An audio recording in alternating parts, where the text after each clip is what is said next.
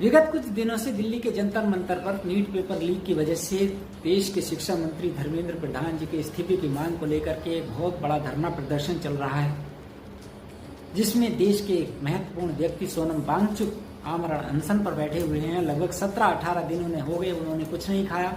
तो पहली बात तो सोनम जी, आप ये सुनिए कि जिस सरकार के कार्यकाल में आप आमरण अनशन कर रहे हो, उस सरकार ने बेशर्मी का इतना मोटा कवच पहन रखा है कि आपके इस अनशन से उनके ऊपर कुछ प्रभाव पड़ने वाला है नहीं, इसलिए आप अपना अनशन तत्काल तोड़ दीजिए।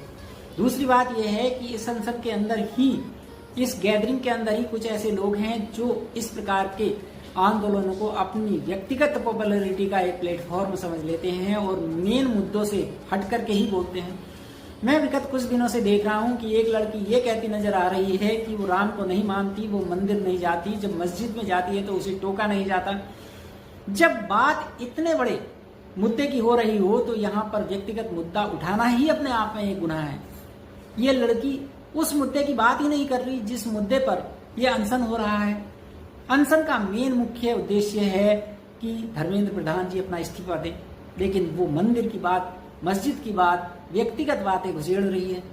अरे भाई, तुम्हें इतनी अकल नहीं है कि जब इतने बड़े महत्वपूर्ण विषय पर धरना प्रदर्शन चल रहा हो तो व्यक्तिगत मुद्दों को इस प्रकार नहीं लाना चाहिए।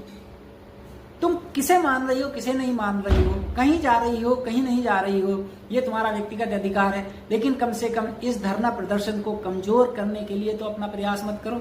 यदि तुम सहयोग नहीं कर सकती उन बच्चों के हितों के लिए जो बच्चे नीट के पेपर लीक होने के मामले की वजह से आहत हुए हैं, तो कम से कम अपनी इस छिछोरी हरकत को तो बंद रखो।